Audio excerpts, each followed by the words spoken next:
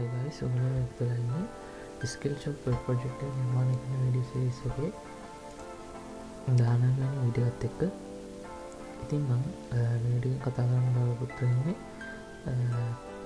කොහොමද අපි කලින් හදාගත්ත මේ product searching page එකට අදාළව කොහොමද අපි basic product searching process එක සහ pagination එක අපි කොහොමද ප්‍රෝග්‍රෑම් කරගත්තේ කියන එක ගැන තමයි කතා කරන්න බලාපොරොත්තු වෙන්නේ. ඉතින් ඉස්සෙල්ලාම අපි මේ විදිහට අපි සර්ච් එක දාගෙන අපේ database එකේ තියෙන data ටික අපි මේකට link කරගෙන තියෙනවා මේ විදිහට. ඊට පස්සේ අපි දැන් බැලුවොත් එහෙම අපිට පුළුවන් මේ විදිහට search කරන්න අපේ products ටික අපි search කරලා music එක මේකට අපි එළිය දෙනවා. ඊට පස්සේ අපි ගහුවොත් එහෙම ඕකේ මේ විදිහට ඒ keyword වලට අදාළව products දෙනවා මේ විදිහට. ඉතින් ඊට අමතරව අපි මේක අපේ header එකේ තියෙන search එකටත් අපි මේ විදිහට connect කරගෙන තියෙනවා මේ විදිහට.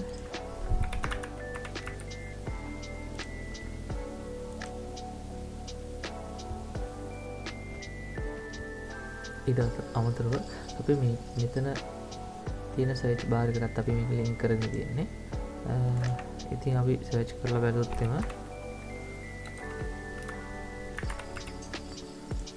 මේ විදිහට ඒට අදාළව අපි කෙලින්ම අපේ product search page එකට navigate වෙන විදිහට තමයි අපි හදාගෙන තියෙන්නේ මේ විදිහට. ඊට පස්සේ අපි මේකට අදාළව අපේ pagination එකත් මේ විදිහට create කරගෙන තියෙනවා මේ විදිහට. ඉතින් මේ විදිහට අපි previous next සහ previous button එක අපි මේ විදිහට හදාගෙන තියෙනවා මේ විදිහට. ඉතින් අපි බලමු අපි කොහොමද මේක create කරගෙන තියෙන්නේ කියලා. ඉතින් අපි search product PHP එකේ තමයි මේක හදාගෙන තියෙන්නේ. ඉතින් මේකේ අපි ඩිසයින් පාර්ට් එක කලින් කතා කරා. එහෙනම් ඩිසයින් පාර්ට් එක මේකෙදි කතා කරන්න බලාපොරොත්තු වෙන්නේ.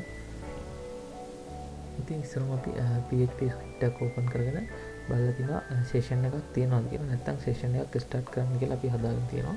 ඊට පස්සේ අපි require කරගෙන තියෙනවා අපේ database එක. ඊට පස්සේ අපි අපේ user log වෙලාද ඉන්නේ කියලා බලලා තියෙනවා මේ විදිහට.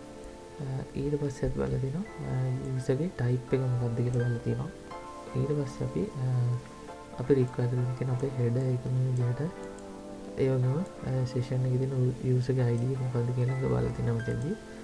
ඊට පස්සේ අපි search එකට සහ pagination එකට අදාළ variable create කරගෙන තියෙනවා මේ විදිහට. ඊට පස්සේ අපි current page එක මොකක්ද කියලා බලන්න මේ විදිහට අපි variable එකක් හදාගෙන තියෙනවා මේ විදිහට. ඊට පස්සේ එක page එක පෙන්වන්න ඕනේ pages items ගන්න අපි මේ විදිහට හදාගෙන තියෙනවා. ඊට පස්සේ අපි අපේ query හදාගන්න අපි query ටික හදාගන්න අපි මේ විදිහට variables ටික හදාගෙන තියෙනවා මේ විදිහට. අපේ search query එකට අදාළව අපේ SQL query එක හදාගන්න විදිහට අපි create කරගෙන තියෙනවා මේ විදිහට. එතකොට අපේ count query එකයි count result එක total products සහ total pages සහ offset එක create කරගන්න අපි මේ විදිහට හදාගෙන තියෙනවා මේ විදිහට.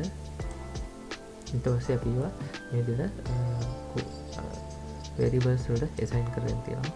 ඊට පස්සේ අපි database එකෙන් අපේ cell වලට අදාළ data ටික ගන්න මේ විදිහට අපි query එක හදාගෙන තියෙනවා මේ විදිහට. ඊට පස්සේ අපි product query කියන variable එකට assign කරලා දෙනවා. ඊට පස්සේ අපි මේ විදිහට product data ටික අරගෙන product වලට අදාළ data ටික අරගෙන මේ විදිහට product කියන array එකට store කරලා දෙන මේ විදිහට. ඉතින් අපි මේ විදිහට අපේ database අපේ products වලට අදාළව variables මේ විදිහට create කරගෙන තියෙනවා. ඊට පස්සේ අපි ඒවා මේ විදිහට add කරගෙන තියෙනවා.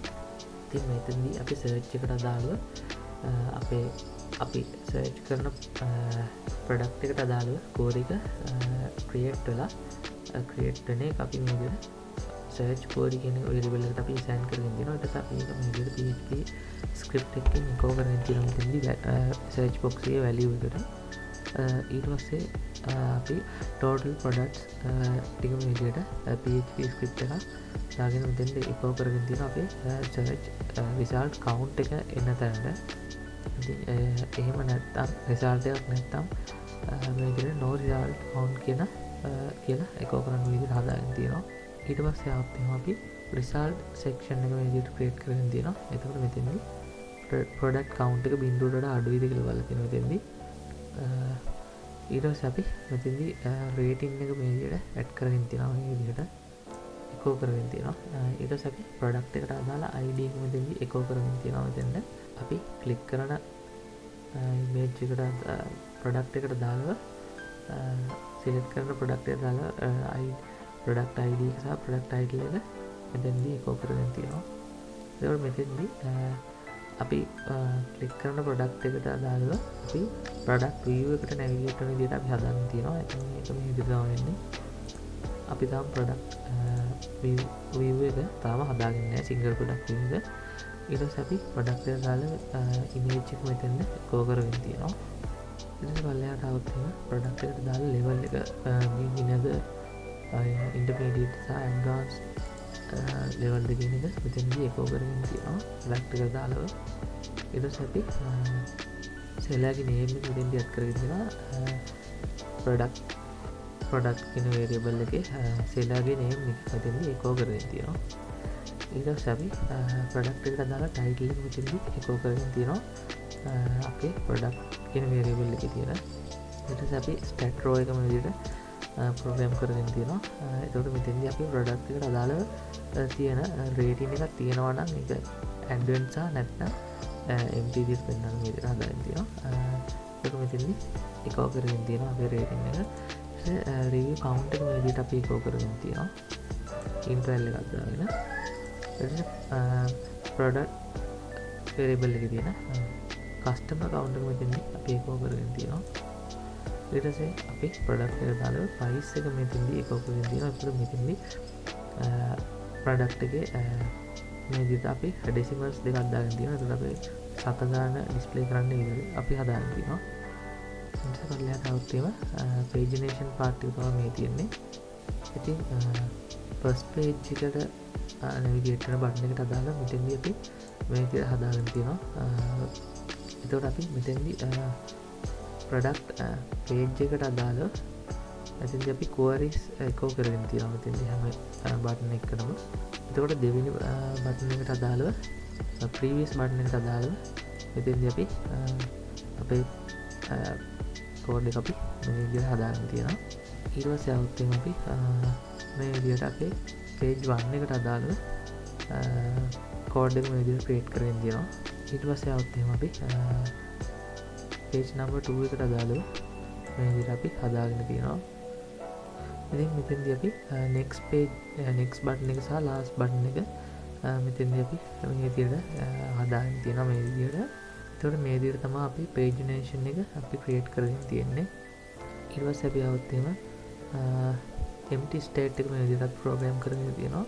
එතකොට මෙතෙන්දී අපි echo කරගෙන තියෙනවා අපේ product අපි add කරන keyword එකට අදාළව products නැත්තම් no skills found කියලා display කරන්න හදාගෙන තියෙනවා.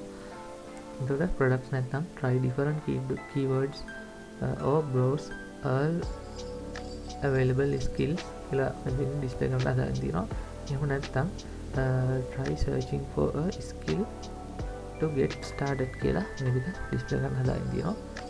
එහෙම නැත්තම් අපි මේ විදිහට anchor tag එකක් දාගෙන තියෙනවා browse all කියලා බටන් එකක් ඩිස්ප්ලේ කරගන්න. එහෙම නැත්නම් අපි clear කියලා anchor tag එකක් මේ විදිහට add කරගෙන තියෙනවා.